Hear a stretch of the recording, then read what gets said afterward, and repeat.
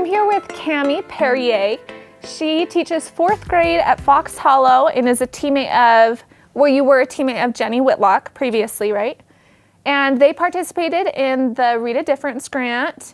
And we're gonna dive into some of the things that she experienced with this grant and learn a little bit more about reading motivation in her classroom and instilling that love of reading. Let's talk about your classroom and the Read a Difference grant.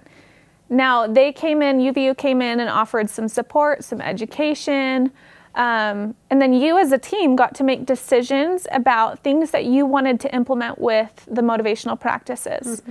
What do you feel like your team focused on, and can you give a specific example of something that you did in your classroom that really brought in that love of reading or instilled that engagement that the students sometimes are missing? Some kind of similar things. It's hard to even remember exactly if we all did the same thing, but I know that we all made sure that we had choice. So the kids for independent reading had the option of whatever books we had available in the classroom, and we tried to have them organized and then most of us had them organized by genre, so the kids kind of knew what they were getting into, made sure they understood what each genre was, gave them a little sample of what each one would sound like in real life, so they knew like, oh, that is something that would be cool to read more about. So that, making sure there was plenty of choice available.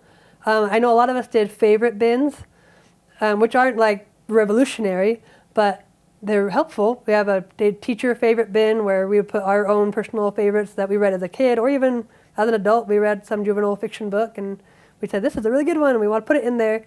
I know some of us would even like pitch those to the kids and say, I'm putting this in here and here's why. Or let me read a quick page or the back of it, or give you a quick little intro to the story and tell you why. Because again, it helps them get out of their own way, because just seeing the cover isn't enough, and just giving them enough of a taste that they might want to pursue more helped. We did the same thing, or I did the same thing with the student favorite bin. They could submit a book, and then sometimes we would go through the student favorite book bin and pull out a book or two and say, who submitted this one and why did you submit this book? Why do you think it's good? Don't spoil it, of course, because that's like the plot is sacred and we don't ruin that for each other. But why did you put it in here? And they would just give their classmates a little blurb about the book, and again, a little bit of getting out of their classmates' way of having to go pick up the book, start the book, and take on that whole task themselves. If someone just reads a little bit to you or gives you just a little bit of an idea of what the book's about, it takes away that initial work that it shouldn't be that difficult, but it is. We kind of like, no, I don't want to bother. So when we do that with favorite bins, it was helpful.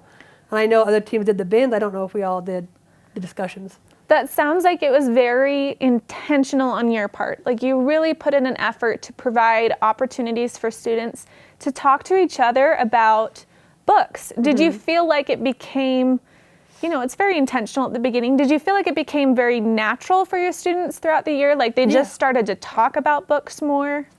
Yeah, I mean, that was one of my focuses in my class, and it wasn't always like super structured, but for me, because I act partly on what I hear people around me talking about, and I feel like a lot of us do, what we hear a lot from our friends or even media, whatnot, we tend to think more about, and we tend to maybe want to even give a try. We might want to give that particular book a try or movie a try or whatever. So I just noticed that a common sense thing I could put in place was create conversations about books in the classroom. So the favorite bins provided those. We talked a lot about books by like just sitting on our desks and saying, let's just talk about, number one, what are our feelings about reading at all? Like how you guys feel about reading. Safe place, you can hate reading. And I tell them, I was a fake reader. I'm just going to come out right now. I was a fake reader. And feel like we're comfortable saying, I don't like this book, or I don't like this genre, or I love this genre, even if it's geeky or dorky sounding or whatever. So we found ourselves having a lot of conversations, because I figured the more you talk about books, the more the kids are going to naturally want to read books and explore a little bit more, because there's this thing that we're all talking about, so it must be more than it seems on the surface if it is something we all are engaged talking about. And the kids are talking about it like it's a show or a movie that they're trying to catch up on, like, what season are you on? Or like, what show are you talking about? Like, no, we're talking about the series of Percy Jackson, like, it's so good. So we would find ourselves having just talks about reading, and then those built into talks about what books we were reading independently, without spoilers, of course.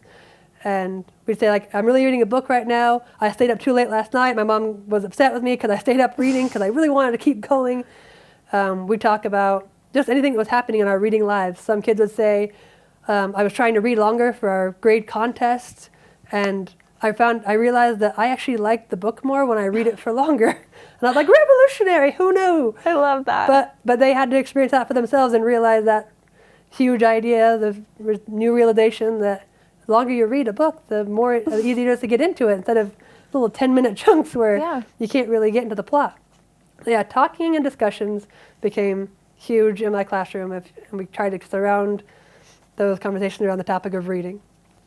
I feel like that's a very easy way for teachers who are interested in boosting that reading motivation. It's very easy and very natural to start talking about literature. It might feel a little uncomfortable at first, and students might not open up about it.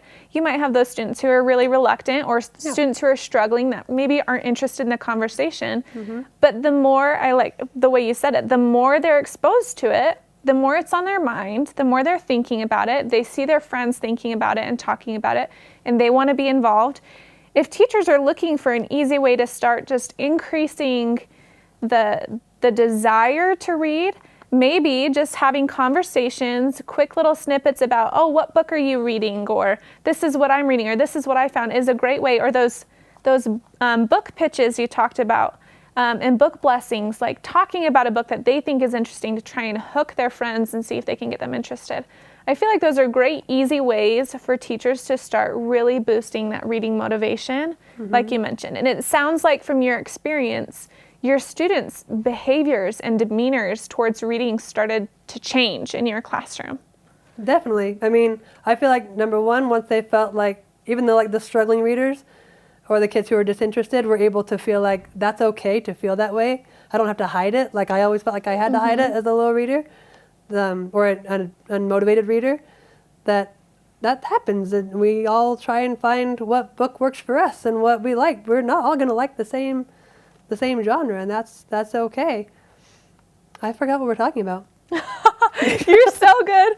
You're so good. We were just enjoying how students their demeanors towards reading can change as they're exposed to things they're interested in and don't necessarily have to have that one book that's assigned to them. Right, definitely. So I just kind of want to ask a couple more things about any specific kind of big, fun, exciting projects or activities that you and your team worked on together. I know you mentioned some contests. Would you like to kind of explain that? Sure. Our team did a reading minutes contest throughout the grade, kind of a contest. It was more so like a challenge, and the kids were supposed to try and reach a set amount of reading minutes. I believe it was within a 2-month time period, and the classes would decide individually like what their goal was going to be, and then if they could reach that goal that was set, they wanted it to be achievable, but they wanted it to be challenging at the same time. So if we could reach that goal by a certain time, then we would be allowed to participate in a special experience that the kids didn't really know much about yet, some ending incentive. So we started reading, we tracked the minutes in class, and we had a little bar graph on the outside of the 4th grade hallway that showed how each class in the 4th grade was doing as far as their reading minutes went. So just for the kids who wanted a little competition, and where that competition pushes them a little bit more, they wanted to read some more, they'd get themselves to read an extra half hour or something at home because they wanted their class to catch up or get ahead. So yeah, we did this reading minutes challenge, and the parents would sign a reading log, usually at the end of the week, or the kids would just track their minutes and turn them into their teacher. I think people did it kind of differently in the grade. Some people had them like sign or not sign, just trusted the kids on what minutes they reported. And yeah, as we got closer and closer and saw that we were reached the goal, I mean, of course you want the goal, you want them to reach the goal. You don't want to be like, we don't get it and it's gone, sorry. Right. But you got to read, that was fun.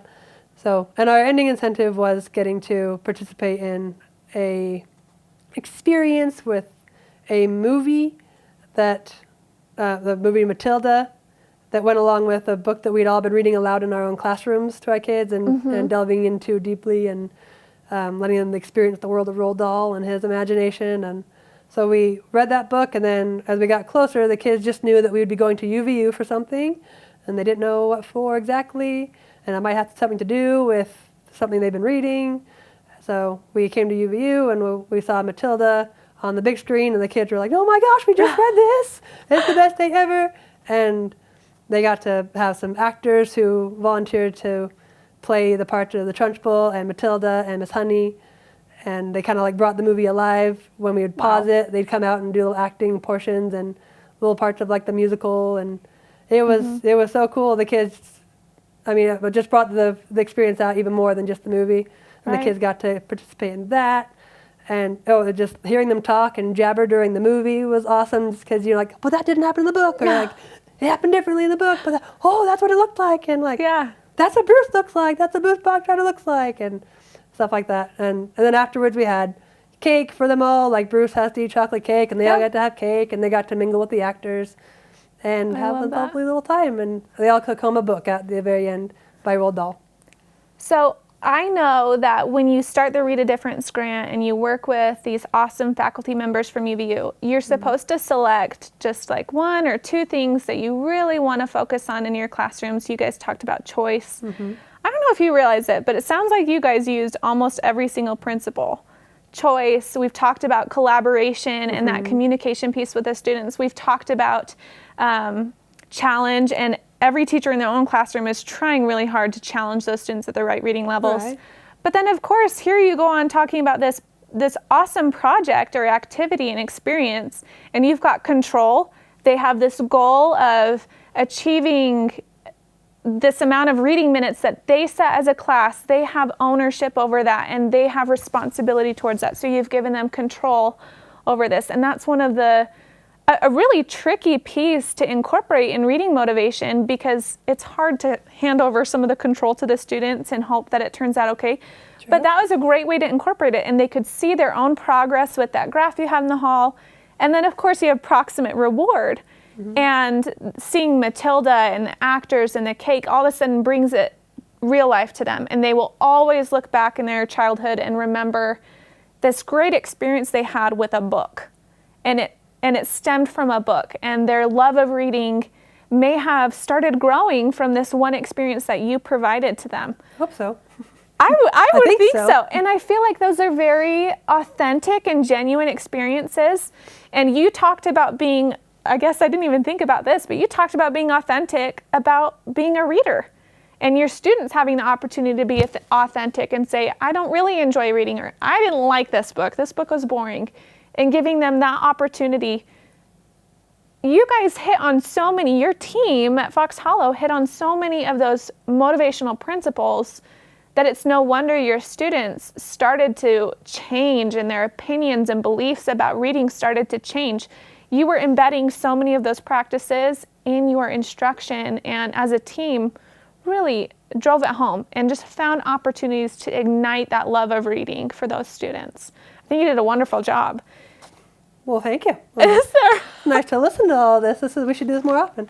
Is there anything else that you want to touch on or express about the Read a Difference program and some of the things that maybe it benefited for you, your students, your team, anything like that?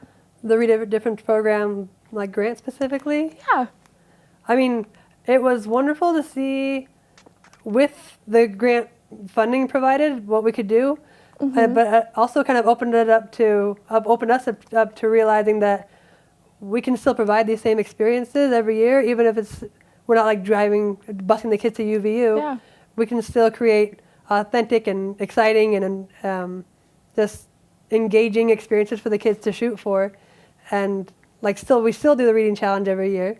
We still do. So like this grant caused our school to continue doing a reading challenge for our fourth graders every year, continue to get us thinking about how we can motivate the kids to read. Some things have changed a little bit here and there as teachers have changed in and out, but I think the grant had just got us really thinking about reading motivation, because sometimes you just focus on reading levels and the academic accomplishments and how the kids are doing on assessments, and the grant got us started on motivation. And even though it's not something that's brought up in faculty meetings all the time, it's just always there because we got started with that grant. So that's just one way. So the grant really just was a kickstart for you to focus more instructional time on reading motivation and Or even not like integrated, making sure it's not just assessment, it's not just I love assessment that. preparation.